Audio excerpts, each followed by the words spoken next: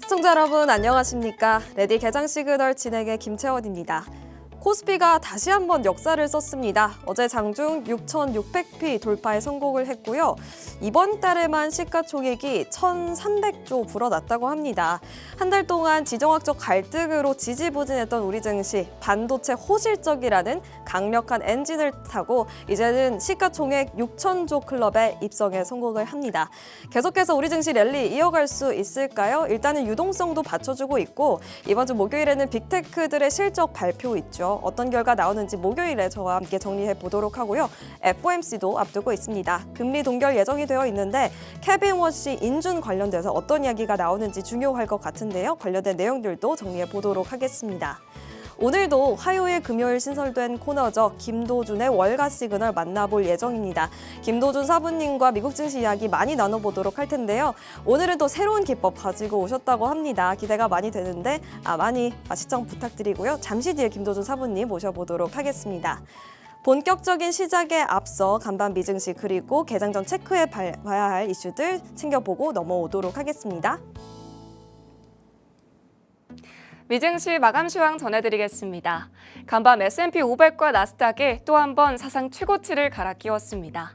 사실 이란과의 협상도 교착 상태고 거기다 국제 유가까지 들썩이면서 시장은 장 초반 눈치 보기 장세로 출발을 했는데요. 하지만 장중에 엔비디아와 마이크론 그리고 알파벳 등의 대형 기술주들이 급등을 하면서 지수 상승의 가장 강력한 동력이 되었습니다. 자세한 지수 체크해 보시죠. 다우지수는 연이틀 하락세입니다. 0.13% 하락한 49,167선에 마감했고요. 나스닥 지수는 24,887선, S&P 500 지수는 0.12% 상승한 7,173선으로 사상 최고치를 경신했습니다. 반면 필라델피아 반도체 지수는 1%대 하락하며 그간 18일 동안 최장기간 랠리를 펼쳐오던 흐름을 멈추고 종료됐습니다. 다음으로 시총 상위주들의 움직임도 함께 보시죠. 네, 시총 상위 종목들 대부분 혼조세로 마감했습니다. 그중에서도 시장의 주인공이라 부를 수 있는 엔비디아 무려 4%대 급등이 나왔는데요. 엔비디아는 216.61달러 선 52주 신고가를 경신했습니다. 케이던스가 올해 매출 전망을 상향하면서 상승의 재료가 만들어졌어요. 그리고 전문가들은 배당 확대와 자사주 매입을 이유로 앞으로 더 오를 수 있다고도 시사를 하기도 했습니다. 또 간밤에 리더십 교체 이슈도 함께 있었죠. 도널드 로버트 부사장 겸 최고회계 책임자가 은퇴한다는 소식이었는데요. 차기 후임으로는 스코트 가웰입니다. 인텔과 오라클에서의 풍부한 경험을 바탕으로 엔비디아의 부사장으로 오게 될 예정입니다. 다음으로 알파벳 1% 넘게 급등했습니다. 미 국방부가 구글의 AI 모델인 제미나이를 공식 도입하기로 했다는 소식 때문이었는데요. 정말 까다로운 군보안 기준을 통과하면서 실전 업무에 쓰일 수 있는 AI로 인정받았다는 평가가 나오고 있습니다. 또한 시장에서는 이 바탕을 계기로 정부와 공공기관, 대형 기업까지 클라우드와 AI 계약이 더 늘어날 수 있다는 기대감이 주가를 강세로 힘이 실리면서 1.81% 올랐습니다. 반면 애플은 1%대 쉬어가는 흐름을 보였는데요. 오픈 AI가 퀄컴과 협력해서 스마트폰용 칩을 개발할 수 있다는 소식이 전해졌습니다. 이로 인해서 애플 쪽에서는 우려 매물이 출회됐습니다. 반면 마이크로소프트 0.05% 강보 합권에 안착했는데요. 또 오픈 AI와 관련된 이슈였습니다. 마이크로소프트와 오픈 AI가 동맹 재정비에 나섰습니다. 오픈 AI는 마이크로소프트에 주던 수익 배분에 상한선을 두고 또 독점적으로 운영을 하던 클라우드와 IP 구조도 풀면서 이제는 아마존과 구글 등 다른 클라우드 업체와도 손을 잡을 수 있게 된 건데요. 이로 인해 주가 마이크로소프트 제한적인 상승폭에 멈췄고요. 아마존은 이번 주 실적을 기다리고 있습니다. 하지만 주가는 1%대 하락세로 마감했습니다. 다음 장 보시죠. 브로드컴 역시 1.08% 하락했고요. 메타는 0.53% 뛰었습니다. 간밤 메타가 이제 우주를 가서 전기를 구한다는 소식을 전해줬죠. 메타는 오버뷰 에너지와 손잡고 우주에서 태양광을 모아서 지상 데이터 센터로 전기를 공급한다는 계약을 함께 체결을 했습니다. AI 시대에는 반도체만큼 전력도 정말 중요하죠. 시장에서는 메타가 전기 확보 경쟁에 우위를 선점했다는 평가까지 함께 나오고 있습니다. 다음으로 테슬라입니다. 테슬라 0.6% 상승했는데요. 테슬라 역시 간밤에 이슈가 정말 많았습니다. 먼저 머스크의 2018년 보상안으로 받은 3억 400만 주의 주식이 시장에 풀릴 수 있다는 우려 때문에 장중에는 낙폭이 커지기도 했지만 장 후반으로 갈수록 그 우려감이 해소되면서 상승 전환했습니다. 여기에 또 다른 이슈도 있었죠. 일론 머스크가 샘 울트먼과의 정면 충돌이 시작된다는 이슈였는데요. 머스크가 오픈 AI의 비영리 목적의 창립 약속 위반을 주장하면서 약 197조 원 규모의 손해배상 소송 재판에 돌입을 했습니다. 이 결과에 따라 오픈 AI의 지배 구조와 IPO 계획까지 흔들릴 수 있다는 관측까지 함께 나오고 있는 상황입니다. 그 외 버크셔 해서웨이는 0.76% 상승했고요. 월마트 1% 넘게 떨어지면서 월요일장 마감됐습니다. 다음으로 국제유가 상황도 함께 보시죠. 국제유가의 상승 경고음이 켜졌습니다. 골드만삭스는 호르무즈 해협의 봉쇄 장기화를 반영해서 브렌트유 4분기 평균 전망치를 80달러에서 90달러로 높였고요. 모건 스탠리는 2분기 브렌트유가 110달러까지 오를 수 있다고 내다봤습니다. 다음으로 금은 시세도 함께 보시죠. 금선물, 음선물 모두 하락했습니다. 금선물은 1%대 하락한 4,693선에 마감됐고요. 은선물은 1.82% 하락한 75달러 선에 마감됐습니다. 네, 이렇게 월요일장 마감 상황 전해드렸는데요.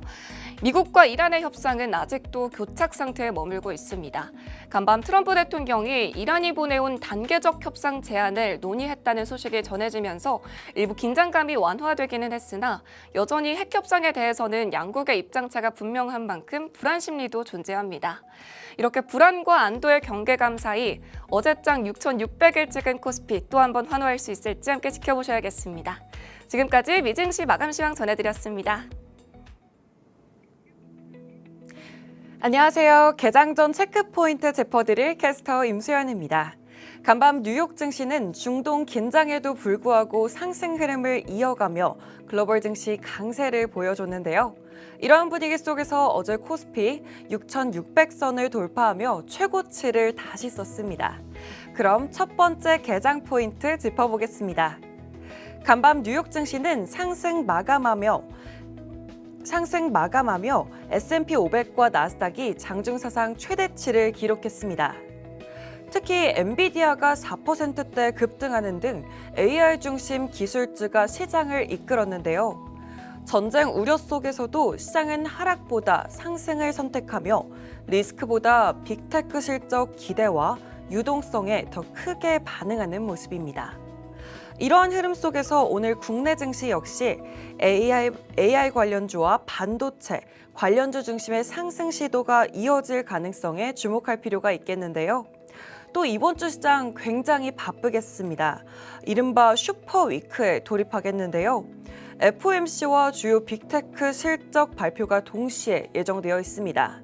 시장은 현재 기준금리 3.5에서 3.75% 수준 동결 가능성에 그 무게를 두고 있습니다. 여기에 더해 마이크로소프트와 알파벳 등 주요 빅테크 실적 발표를 앞두고 기대감이 이어지고 있는데요. 결과 확인 전까지는 이벤트 중심의 변동성 속 종목별 차별화 흐름이 이어질 것으로 보입니다. 이어서 다음 체크 포인트 짚어드리겠습니다.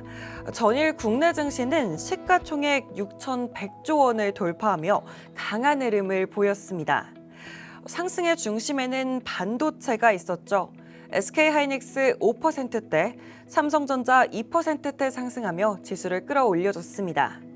효성중공업 역시 장중 400만 원까지 터치하면서 개별 종목 강세도 굉장히 두드러졌는데요. 외국인 매수세가 유입되면서 수급 측면에서도 상승을 뒷받침하고 있는 가운데 시장에서는 코스피가 7,000선 이상까지 빠르게 상승할 수 있는 기대감도 제기되고 있습니다. 바로 이어서 마지막 체크 포인트 짚어드리겠습니다. 오늘 삼성 SDI 발표가 임박했습니다. 2차 전지 업종 흐름에 중요한 변수로 작용할 전망인데요. 주말 사이 증권사들은 이 목표가를 잇따라 상향했고 특히 NH투자증권 경우에는 목표가를 88만 원을 제시하면서 2023년 전고점을 넘어서는 수준을 반영했습니다. 유럽 전기차 시장 회복 기대 속에 수주 확대 가능성이 반영된 것으로 풀이되는데요. 또한 중국 배터리 의존도를 낮추려는 움직임이 이어지면서 국내 배터리 수주 기회 확대 가능성도 제기되고 있습니다. 계속해서 우리 증시 시그널도 계속해서 함께 보시죠. 이상으로 캐스터 임수연이었습니다.